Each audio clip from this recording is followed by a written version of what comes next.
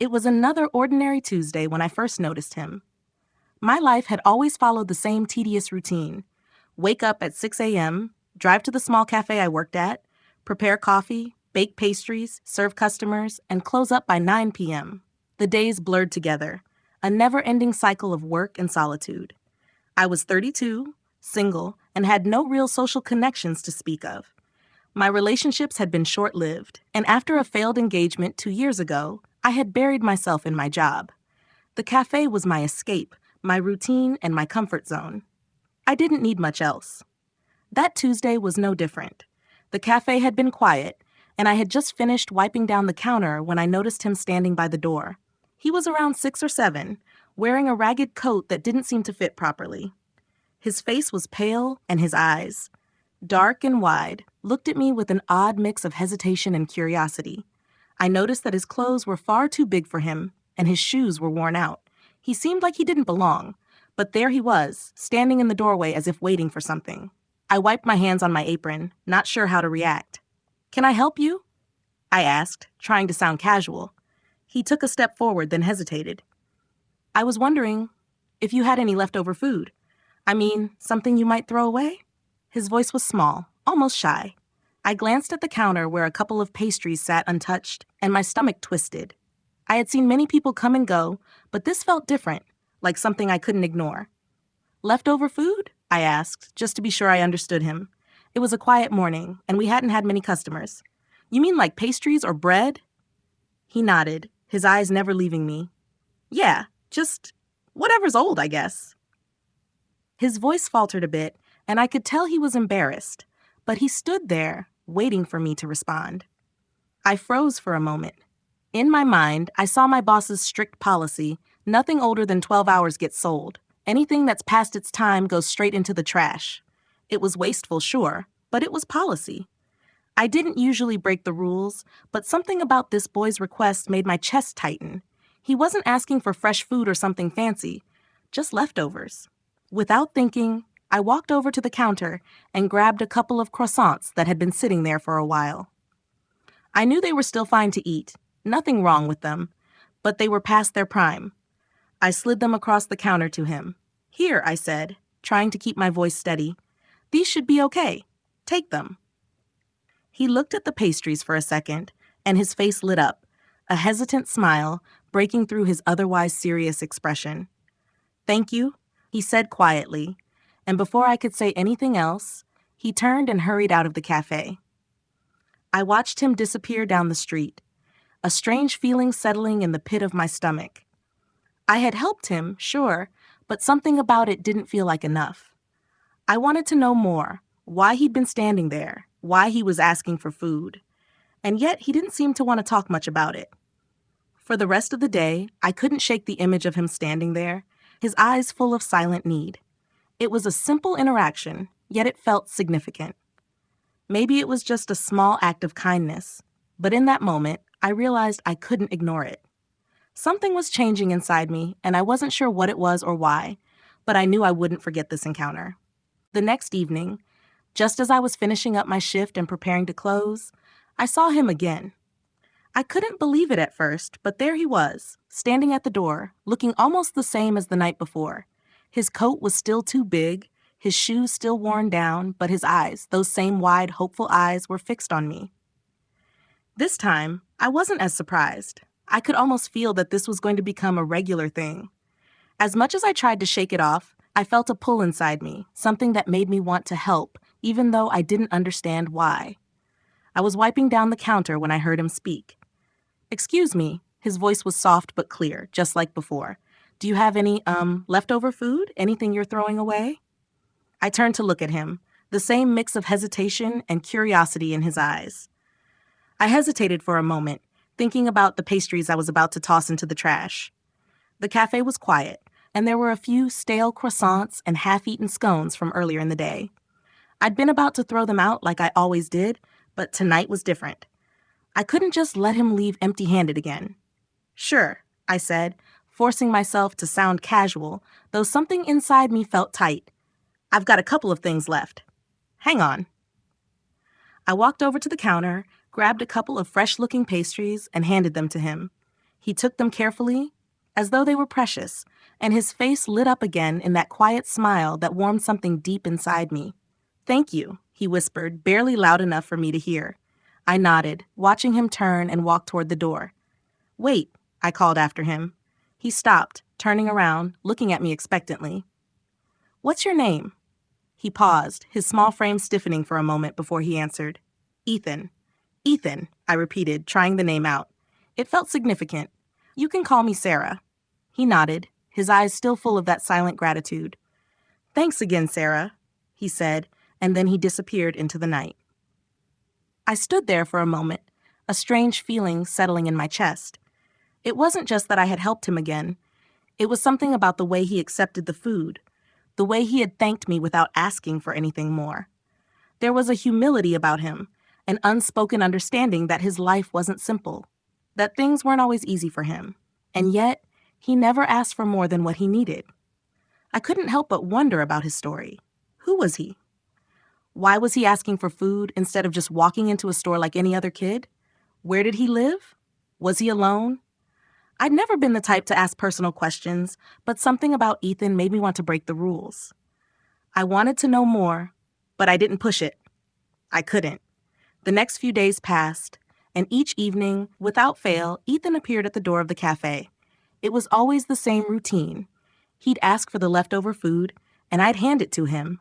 Sometimes he'd take the pastries and run off without saying much. Other times he'd linger for a moment, his eyes searching mine as if he wanted to say something but didn't know how. As the days turned into weeks, I began to save the best of the leftovers for him. It wasn't much, but it was something, and it felt right. Still, I couldn't shake the feeling that there was more to Ethan than just a boy looking for food. There was something in his eyes that told me he was hiding something, but I didn't know what. I thought about him a lot, more than I cared to admit. It wasn't just the act of helping him anymore. It was the connection I felt, the feeling that I had to do more. I didn't know what that more was yet, but I knew I couldn't just stand by and pretend like everything was fine. A week had passed since I first met Ethan, and as the days went on, I found myself watching for him every evening. It was as if his presence, quiet and humble, had become the one thing I looked forward to. I'd saved a fresh batch of muffins for him, hoping that they would be the best thing I had to offer. But each night, I couldn't stop wondering, who was this kid? Where did he go after he left the cafe? What kind of life did he have outside of our brief exchanges? I wanted to ask him, but something inside me hesitated. Maybe it was because I feared the answers. Maybe it was because I wasn't sure I could handle the truth. That night, as the clock neared closing time, I saw him again. He was standing outside, just like the other nights, waiting for the moment when I'd lock the door and walk into the alley with the leftover food. I smiled to myself as I gathered the pastries, knowing exactly what he'd be looking for. I grabbed a couple of muffins and a slice of cake and made my way outside. "Hey, Ethan," I called out as I approached him. "Got some good stuff for you tonight." His face brightened when he saw what I had. "Thanks, Sarah," he said, his voice as quiet as always, but the appreciation was there. He took the food from me carefully, as if it were more than just a meal. I couldn't let it go. "So, what's your story, Ethan? I mean, you don't have to tell me if you don't want to, but you come by here every night, and I've been wondering. You don't seem like the kind of kid who just wanders around looking for scraps." Ethan shifted uncomfortably, his eyes darting around the alley, avoiding mine. There was a silence between us for a moment, thick with hesitation. Finally he spoke, his voice low, almost like he was trying to keep his words hidden from the world. "I live with my mom, but she's sick," he said, his hands tightening around the food as if to anchor himself. "She can't work, so sometimes we don't have enough food. I try to help, but..." He trailed off, not finishing the thought. The lump in my throat felt heavy. I looked at Ethan and felt a wave of helplessness wash over me. A kid shouldn't have to worry about where his next meal is coming from, especially not at his age. "I'm sorry," I said softly. "Is she getting any help? Is there anyone you can talk to?" Ethan shook his head quickly, almost too quickly. "No, I can take care of her. She'll get better. I'll make sure she does." His voice was firm, but there was an edge of fear in it, as if he were trying to convince himself as much as me. I didn't know what to say. The story was too much to take in, too heavy for a kid like him to be carrying. I wanted to do something, anything to help him, but I wasn't sure what I could offer beyond these brief exchanges. Still, something inside me stirred, a feeling I couldn't quite shake. I can't imagine how hard that must be, I said, taking a step closer. But if you ever need anything, anything at all, I'm here. You don't have to do it alone, okay? He looked up at me, eyes wide and serious, as if he were processing my words in a way that only he understood. For a moment, he said nothing. Then, in a quiet voice, he replied, "I'll be okay. But thanks, Sarah. You're the only one who's ever been nice to me." The weight of his words settled heavily in my chest. It wasn't just the food. It wasn't just the kindness I offered in small gestures. It was the fact that for the first time in a long time, someone cared enough to notice him. And for that, I felt a deep responsibility. "Anytime, Ethan. Anytime," I said, my voice steady despite the storm of emotions inside me. He nodded, gave me a small smile, and turned to walk away. But before he disappeared around the corner, he looked back. "Thanks again, Sarah," he said, his voice softer than before, carrying an unspoken gratitude. And as I watched him leave, I realized that somehow he had become the one thing in my life that mattered. A small act of kindness had created a connection, and now I couldn't just stand by and watch him struggle. I had to do something more, something bigger.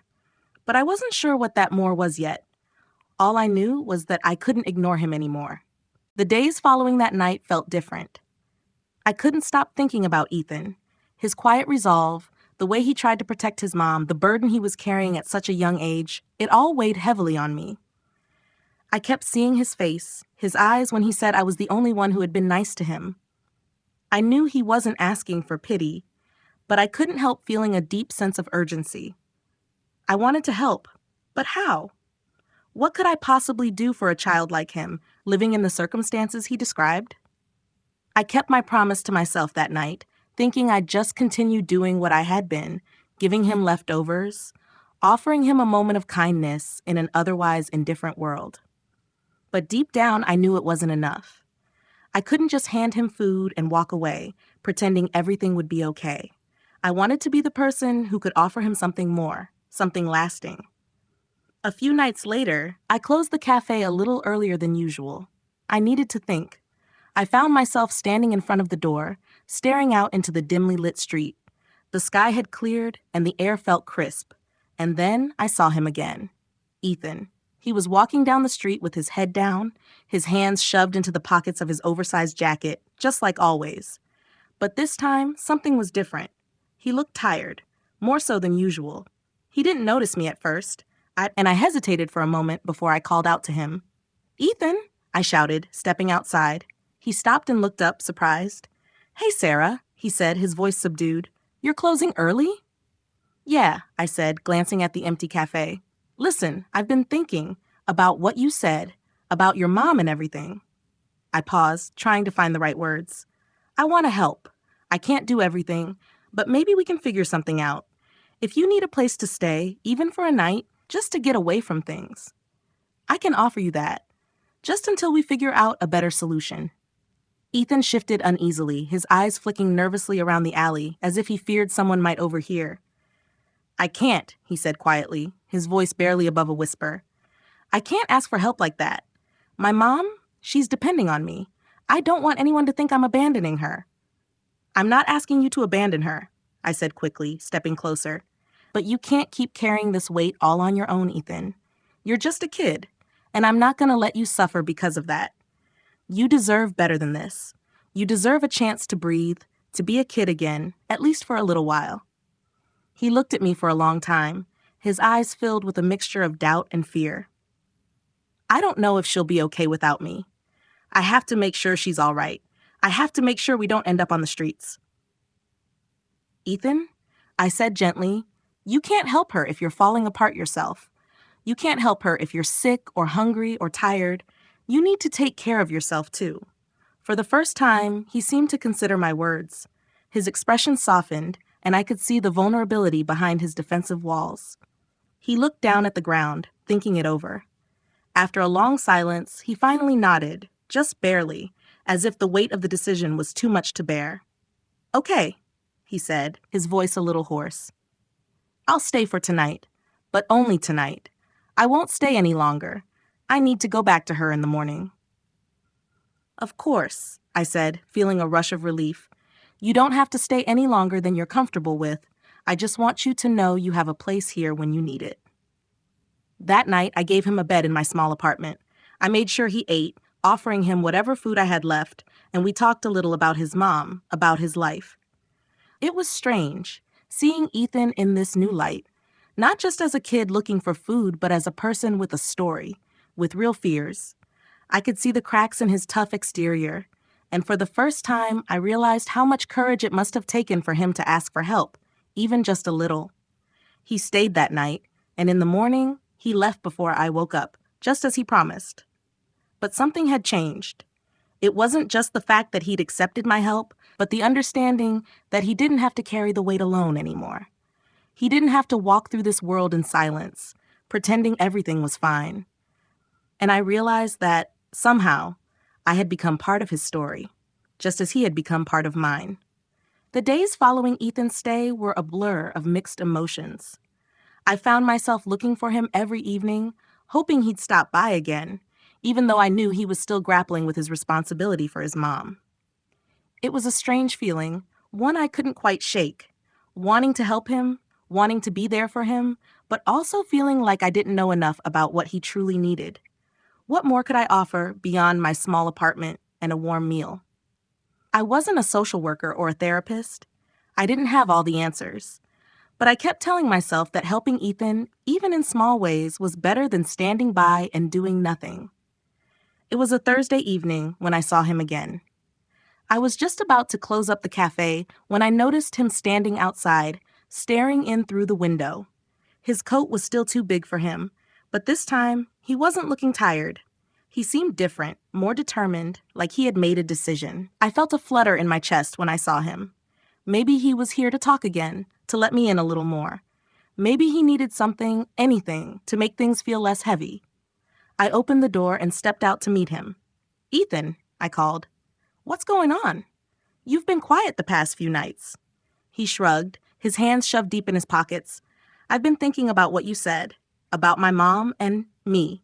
His voice trailed off, as if he wasn't sure how to continue. He looked at me for a long moment, then finally spoke again. "I'm not doing a very good job, am I? I mean, I try to take care of her, but I'm just a kid. I don't know how to fix everything." I felt a pang in my heart hearing him say that. How could a kid his age be burdened with the weight of fixing everything for his mom? I reached out, placing a hand gently on his arm.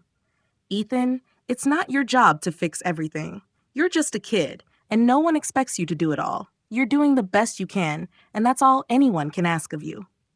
He didn't look convinced, but I still feel like I'm failing her. If I can't help her, then who will? I don't have anyone else. No one. The words stung.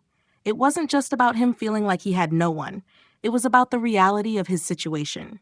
He was a child, yet he was shouldering responsibilities no one his age should have to. His mom needed him, but he needed help too, and that was something I couldn't ignore. I hesitated for a moment, then said, "What if I could help? Not just with food, but with whatever else you need. I mean, I can't be your mom, but I can offer more than just leftovers. You're not alone in this, Ethan." He looked at me, uncertainty in his eyes. "But what if I can't do it? What if I let you down?" "You won't let me down," I said firmly. "I'm not asking you to be perfect. I'm asking you to accept help. That's all."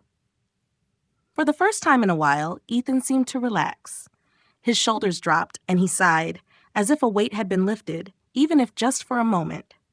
"Okay," he said quietly. Maybe it wouldn't be so bad to let someone else help for a change." I smiled at him, relieved that he was finally willing to let go of some of that weight. "Good, we'll figure this out together. You don't have to do it all by yourself, okay?" He nodded, the tiniest smile playing on his lips. "Thanks, Sarah. I don't think anyone's ever said that to me before." That night, I made sure he had everything he needed. More food, a place to stay if he ever needed it, and most importantly, the reassurance that he wasn't alone in this. I didn't know exactly what the future held, but I knew I had to be there for him in whatever way I could. He deserved a childhood, even if it had been stolen from him too soon. I wasn't going to let him face it alone anymore. The following weeks seemed to blur together. I found myself looking forward to seeing Ethan, even if it was just a quick stop by the cafe for food or a few words exchanged in the alley. Our brief conversations became a small but significant part of my day. Each time he showed up, he looked a little less burdened, a little more like the kid he was supposed to be. He was still protective of his mom, still carrying that weight of responsibility, but there was a softness in him now, something that hadn't been there before. It was like he was allowing himself to breathe again, allowing himself to trust that maybe, just maybe, someone cared. But I also knew that things couldn't stay this way forever. Ethan wasn't the kind of kid who could live with constant uncertainty. He needed stability, and if he wasn't going to get it from his circumstances, I wanted to give it to him. The idea of offering him a permanent place in my life had been on my mind for days, but I hadn't quite figured out how to bring it up. It felt like a big leap, even though it was the right thing to do. One evening, after a long day of serving customers and cleaning up, I sat down in the back room, waiting for Ethan to stop by. It was a quiet night, no rush of customers, just the steady hum of the cafe's lights. I had saved a few pastries, and I was hoping he would come by as usual. But as the minutes ticked by, I felt a strange anxiety building up in my chest. Something felt different, like there was more I had to say. When he finally arrived, he looked a little worn, a little more tired than usual. His jacket was the same one he'd been wearing for weeks, and his face looked drawn, as though the weight of the world was still hanging on his shoulders. I waved him over to the counter, and he gave me a small, reluctant smile. "You okay?" I asked, concerned. "You look like you've been running on empty." He shrugged, his usual quiet demeanor taking over. "Yeah, just things at home. You know how it is." I could tell there was more he wasn't saying, but I didn't push. Instead, I handed him the pastries I'd set aside for him and watched him take them without hesitation. He looked at me for a moment, then said something that made my heart ache. I think my mom's getting worse. She hasn't been able to get out of bed for a couple of days now. I don't know what to do." His voice was tight with emotion, and for the first time, I could see how much he was holding back. I stepped closer to him, my own heart racing. "Ethan, you don't have to go through this alone. You don't have to take care of everything by yourself. I want to help, okay? We can figure this out, together." He didn't look at me for a few moments, just stared at the floor, as if weighing the options in his head. Then finally, he looked up at me with a vulnerability that made me want to reach out and hold him. "Do you really mean it?" he asked quietly. "Because if you're offering, I could really use someone right now. I'm scared, Sarah." My heart broke for him. Here was a child, barely 10, carrying the world on his shoulders, trying to protect his mom, and still manage to keep himself together. I couldn't let him keep carrying that burden alone. "I mean it," I said firmly. "You don't have to be scared, and you don't have to do this alone. I'm here. I'll help however I can. You and your mom deserve a chance at something better." For the first time in weeks, Ethan's shoulders relaxed, and he let out a long breath. "Thanks," he whispered, his voice small, but the gratitude in it was unmistakable. "I don't know what to say." "You don't need to say anything," I replied. "Just know that you don't have to face this on your own anymore." The promise was simple, but I meant every word. I didn't know exactly what the future held, but I knew I had to be there for him and for his mom in any way I could. That night, after he left, I sat in the quiet of my apartment, thinking about the next steps. I didn't have all the answers, but I knew one thing for sure. I wasn't going to let them fall through the cracks. I was going to do whatever it took to make sure they had a future that didn't involve fear and uncertainty. The next few days were a whirlwind. Ethan came by every evening, though this time he didn't just take the food and leave. He lingered a bit longer, and I could see that he was starting to open up, bit by bit. It wasn't much, just small conversations here and there, but it was a start. Every time I saw him, I noticed a little more of the boy he could have been, not the one weighed down by all the responsibilities that had been thrust upon him too soon. But as much as I wanted to help, As much as I wanted to give him the stability he deserved, there was a nagging feeling in the back of my mind that I couldn't ignore. Ethan's mom, she was still sick. And I knew that if things didn't change soon, he'd be facing even more responsibility on his own, and that was something I couldn't allow. I had to figure out a way to make sure they both had the support they needed, long term. One night, as I was closing up, Ethan stopped by later than usual. He looked even more tired than before, his eyes dark and heavy. I noticed the subtle way he kept shifting from foot to foot, like he was trying to make himself leave without saying what he really needed to. I couldn't let him walk away this time without asking the question I had been avoiding for days. "Ethan?" I said, trying to keep my voice steady. "How's your mom? Is she okay?" He looked at me, his face softening for a brief moment, then his shoulders slumped and his gaze dropped to the floor. "She's still not better," he murmured, his voice thick with worry. "She hasn't been able to get out of bed for days now. I don't know what to do anymore." I felt a sharp pang in my chest. This was what I had been afraid of, the weight of Ethan's life pressing down on him until he couldn't carry it anymore. But I couldn't just sit there and let him struggle. He had already carried so much, too much for someone his age. "Ethan," I began, taking a step closer, "listen to me. You don't have to do this alone. We need to get your mom some help. I'm going to take you both to the doctor. And I don't want you to think for 1 second that this is something you have to handle by yourself." He looked up at me, his eyes searching mine for a sign of sincerity, for a glimpse of hope that maybe, just maybe, someone would finally step in and help him. "Are you sure? I don't want to bother anyone, and I don't want anyone to take her away from me." I could see the fear in his eyes, the raw panic that his mom might be taken from him. It broke my heart, but I knew this was the only way to make sure they both had a chance at a better life. "I'm sure, Ethan, you're not bothering anyone," I said firmly. "We're going to do this together, okay? I'll be there with you. You don't have to be afraid." For a long moment, he didn't say anything. Just stood there, looking at me as if weighing my words against the fear and uncertainty he had been living with for so long. Then, slowly, he nodded. "Okay," he said quietly, his voice barely a whisper. "Okay, I'll go." That night, after we made plans for the doctor's visit, Ethan stayed with me a little longer. We ate dinner together. Nothing fancy, just a simple meal of pasta and vegetables, and talked about things other than his mom or his struggles. We talked about books, and he told me about his favorite cartoons. And for the first time in what felt like forever, I saw a glimmer of the boy he could be. A boy who wasn't burdened by too much. A boy who had room to grow and dream and be something more than just a caretaker. I realized then that helping Ethan wasn't just about fixing his problems. It was about giving him a chance to be a kid again, to give him a future that didn't have to be weighed down by the past. And no matter what happened, I was going to help him build that future, step by step. The doctor's office wasn't far, but as we sat in the waiting room, the tension between Ethan and me was thick. He fidgeted in the chair, twisting his hands together, and I could see the anxiety written all over his face. It was clear that this wasn't easy for him. He didn't want to be here, didn't want to face what was happening with his mom. But at least he was here. At least he was allowing himself to accept the help he so desperately needed. Even if he didn't fully trust it yet. I tried to make small talk, but he wasn't really responding. He kept his eyes trained on the floor, avoiding my gaze. I didn't push him.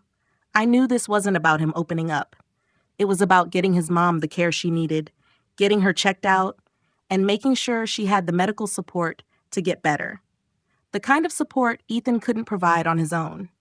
When the nurse finally called us in, Ethan stood up without a word and walked into the exam room, his shoulders hunched, his posture closed off. I followed him, trying to offer a comforting smile, though I wasn't sure if it was helping. As we sat down on the bench across from the doctor, Ethan pulled his coat tighter around himself, the weight of everything still resting heavily on him. The doctor came in shortly after, an older woman with kind eyes and a gentle voice. She introduced herself and asked Ethan a few questions about his mom's symptoms. Ethan answered quietly, his words slow and reluctant, but the doctor was patient with him, not rushing him to say more than he was comfortable with. After a quick examination, the doctor turned to me. "It's good that you brought her in," she said. "From the sounds of it, she's suffering from more than just a cold. It might be something more serious, and she's not getting the nutrients she needs to recover. I'd like to run some tests to get a clearer picture of her condition." I nodded, trying to keep my voice steady, even though a knot had formed in my stomach. This was the moment when everything could change, the moment when things could either get better or get worse. But no matter what happened, I was here. I wasn't going anywhere. "Ethan," I said gently, "you did the right thing. She's going to get the help she needs now. You're not alone in this." He looked at me then, his eyes searching mine for something, anything to hold on to. "I'm scared," he whispered, his voice cracking. "What if something's really wrong? What if they can't help her?" I reached over and placed a hand on his. It was small, but the grip was tight, as if he needed the reassurance. "Whatever happens, we'll face it together. We'll get through it. You don't have to carry all of this by yourself anymore, Ethan. I'm here." The doctor gave us some time while she arranged for the tests, and we sat there in silence, the weight of the unknown hanging between us. I knew this wasn't easy for him, that it felt like the world was falling apart. But in that moment, I couldn't help but feel proud of him. He had finally let someone in. He had finally allowed himself to be vulnerable enough to ask for help. And that was the first step toward change. Hours later, we left the doctor's office with a plan in place. Ethan's mom would need some tests, but at least now we had a direction. Ethan walked beside me, a little less tense, a little more hopeful. I knew it wasn't over, that the road ahead wouldn't be easy, but for the first time it felt like there was a chance for things to get better. A chance for Ethan to stop shouldering so much on his own. A chance for his mom to get the care she needed, and a chance for both of them to have a future that wasn't dictated by fear. As we walked back to the cafe, Ethan stopped for a moment and looked up at me, his face softening. "Thanks," he said, his voice steady now. "I don't know what I would have done without you." "You don't have to thank me," I replied, offering him a smile. "You've done more than enough already. You're not alone anymore, Ethan. I'm here for you. Always." And for the first time, in what felt like forever, I saw a real smile on his face. It was small, but it was enough. It was a sign that things were starting to change, and for once I believed they would. The weeks that followed the doctor's visit were a blur, but there was a noticeable shift in Ethan. It wasn't dramatic, but it was there.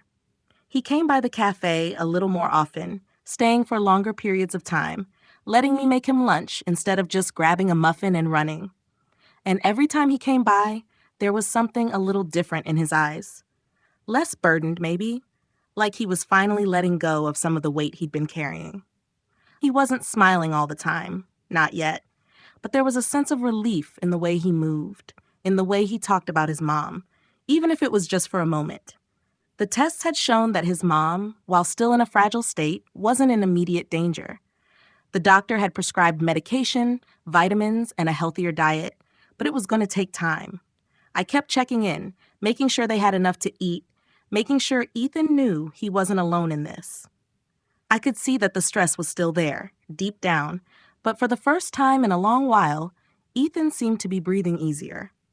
One afternoon, he came to the cafe just before I closed. He was standing outside, staring at the window like he was debating whether to come in. When he finally stepped inside, there was something different about him, an unease, but also a glimmer of hope. He walked up to the counter, and for a moment, he just stood there, looking at me, almost like he was about to say something but wasn't sure how to begin. "I talked to my mom," he said finally, his voice soft. "She's doing better. She's starting to eat more, and she's been getting up from bed. It's not much, but it's something." I felt a weight lift off my shoulders. It wasn't perfect, and it wasn't over, but hearing that simple sentence from him, the relief in his voice made me feel like we were finally heading in the right direction. "That's amazing, Ethan. Really, I'm proud of you." He shifted uncomfortably, as if the praise made him uneasy. "I'm just doing what I can. But I wanted to thank you, Sarah, for everything. I don't think I've said it enough, but you really helped me. I don't know where I'd be without you." I was surprised by the sincerity in his words, and I felt my heart swell. I wasn't sure I had done enough, but the fact that he felt like I had helped him, really helped him, was enough for me. You've helped me too, Ethan. You've taught me more than I thought I could learn. He raised an eyebrow at me, a small, tentative smile tugging at the corner of his mouth. What do you mean? I mean, before you came into my life, I was kind of stuck, I explained, my voice soft. I was going through the motions, just living in a routine. I thought I had everything figured out, but then I met you and, well, everything changed. You showed me what really matters. You reminded me that life is about more than just getting by. It's about helping others, sharing the load. And you taught me that sometimes the smallest acts of kindness can make the biggest difference. He stared at me for a moment, and for the first time, I saw him truly smile. Not the quiet one he used to give me, but a real one. Like a weight had been lifted from his shoulders. Like he was finally starting to believe in himself. I guess I never really thought about it like that, he said a bit shyly. Thanks, Sarah. I'm glad I met you. I smiled back, feeling something shift between us. It wasn't just about me helping him anymore. It was about us, about the connection we had built. I'm glad too, Ethan. And remember, if you ever need anything, you can always come to me. You're not alone. As he left the cafe that night, I couldn't help but feel proud of how far he'd come. He wasn't the same kid who had walked in a few months ago, hungry and uncertain, asking for scraps. He was becoming someone new, someone with a future, someone who knew he didn't have to carry the weight of the world alone. And as for me, I wasn't stuck anymore either.